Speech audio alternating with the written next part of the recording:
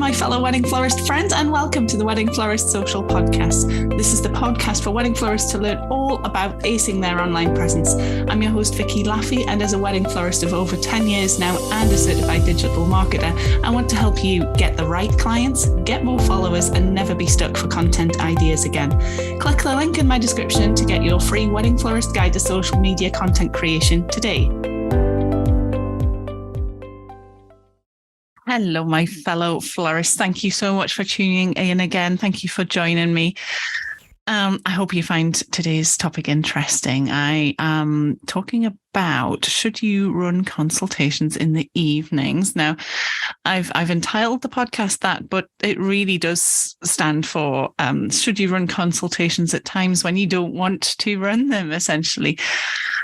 Now, I think this is quite an interesting one, and it stemmed from somebody posting something on one of the florist Facebook groups that I'm on, actually, and I can't even remember which one now, but they said that I think the basis of it was they had a client who was wanting to have a consultation with them, but they were only available in the evenings or something along those lines.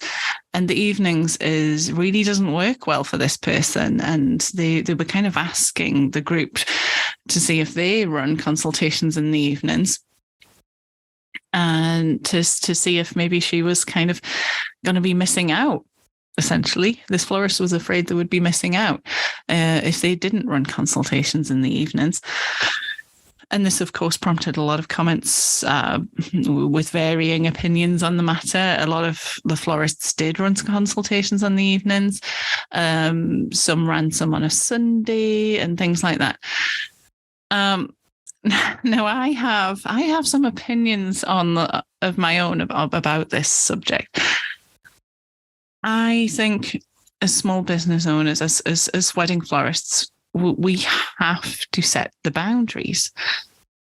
We absolutely have to set the boundaries, and whatever's right for you. You know, my time boundaries will not be the same as yours necessarily, but whatever's right for you, you need to stick to those boundaries. And it goes back to this subject in the last podcast about kind of putting your own interests and things like that first, and keeping control of the situation and not kind of giving, working around the client and the client's needs all of the time.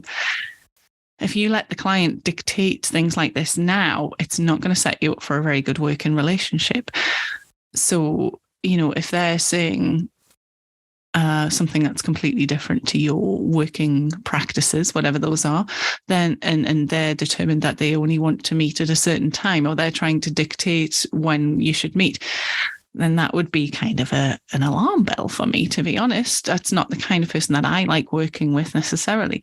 So set your boundaries 100%. So for me, when when somebody when somebody inquires, I send them an automatic reply, so with an email template set up to say things like, thank you so much for inquiring, etc., etc. I'd love to invite you in for a consultation. And then I also say I run consultations between the hours of 9:30 till 5 Monday to Friday and 10 till 3 Saturday, wedding dependent, of course. I do not run consultations on an evenings. I do not run consultations on a Sundays. And you know what? My business does absolutely fine. You have to set those boundaries at first, though. You have to lead them and tell them what your time availability is so that they can then choose which of those times is best for them. So, it might be that, for example, I had this the other day when I said this to a couple, and she said, "Oh, we finish work at 5 o'clock, so would you be available at 6 on the Friday?" I'm sorry, I'm not working at 6 o'clock on a Friday night. She, to be fair, was very nice about it. She wasn't being pushy, but I said, sure. Well, the consultations don't take ages. Would you be available for a Zoom call on a lunch hour or something, for example? If not, I'm available on the Saturday afternoon. And we ended up going for the Saturday afternoon, and everything's fine. Everything's lovely. There were a lot of members on this Facebook group that were saying, yes, I run them in the evenings because people work during the day. Well, do they? Well, this is it. I think, yeah, of course, clients work all the different times, though. This is a case of some people assuming people work Monday to Friday, 9 till 5. You're assuming a situation about a customer, similar to what I said in the last podcast. It's your assumptions, and you're thinking, oh, they must work 9 till 5, so I'm going to run consultations in the evenings to accommodate them. But that's not the case, and also from your point of view, well, I certainly don't like working in the evenings because that's the time I like to take to relax. I want to be with my husband. I want to chill out for the evening. I eat on an evenings. I don't want to sit down for my evening meal and then sort of be thinking all the time I'm eating it, thinking, oh, well, I must prepare for that consultation at 8 p.m. I just can't do that. That would ruin my entire evening. And I'm just not willing to do it. I don't like working on an evenings, and it takes me a while to sort of zone out of it afterwards as well. So I just don't like to do it. And on Sundays, as much as possible, I like to leave those completely free. I like to maybe go somewhere with my husband, or just have a relaxing day, or catch up on the housework, or whatever it is. I don't want to be thinking about putting makeup on for a Zoom consultation and having to prepare a quote and things like that. So, yeah, it's just not for me. I think, a lot of people were saying, yes, I do this so because my clients work or something like that. Well, I'm sorry, but if they can't make time to plan their wedding, it's not going to work. They should be making time during the day to plan for their wedding. And, I can guarantee you other suppliers will only be accepting consultations during the day. Or if it was a case of there was a wedding open day or something, or a wedding tasting, like a cake tasting thing or something that was on, a Monday afternoon, they'd sure as heck make time for that. So why is it different for you?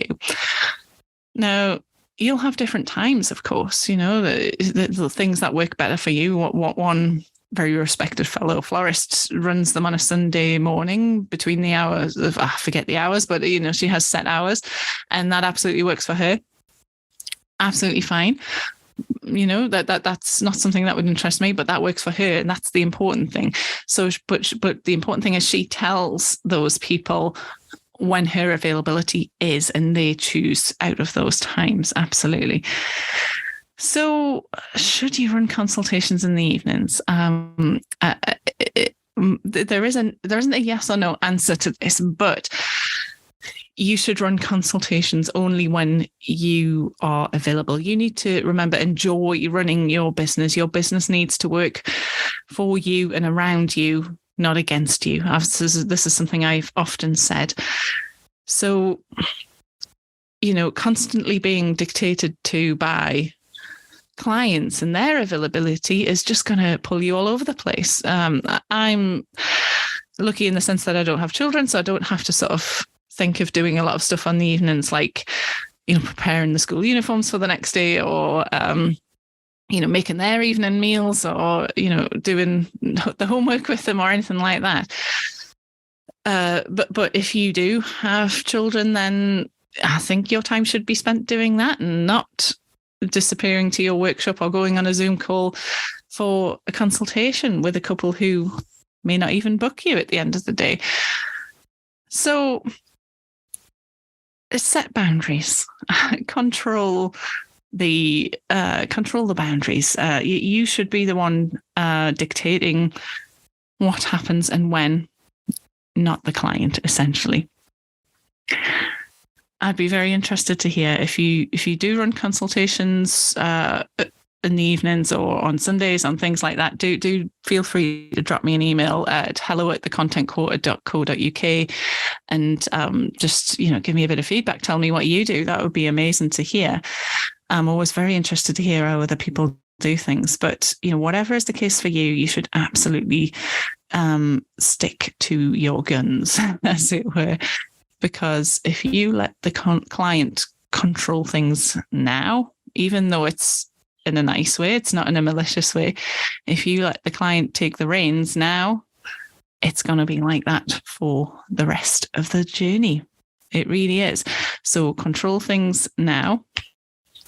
You need to be guiding them, not the other way around. And in fact, guiding them, telling them when you're available, guiding them as to what's going to happen and when, will actually probably make them feel more cared for and more like this person knows what they're doing, and and it's when they feel in control that it kind of diminishes your control as well. And I'm saying the word control a lot, but you absolutely need to retain that control in order for you to continue to enjoy running your business and doing something that works for you. And please don't be afraid that you will lose a booking just because you don't want to meet on an evening when a client says they're available.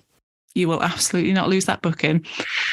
And if you did, then did you really want that client anyway? If a client really wants you, then my opinion is that they will accommodate you and they will work around you. If they're just after any old florist, then, they're going to book this person who is available the soonest or whoever works around them. That's fine. That, whatever works for them. But I'm trying to teach you guys that, you should build businesses that work for you, not against you. So there you go. That's my thoughts for the day. This is me just winging it, actually. I've not even prepared any notes or anything today.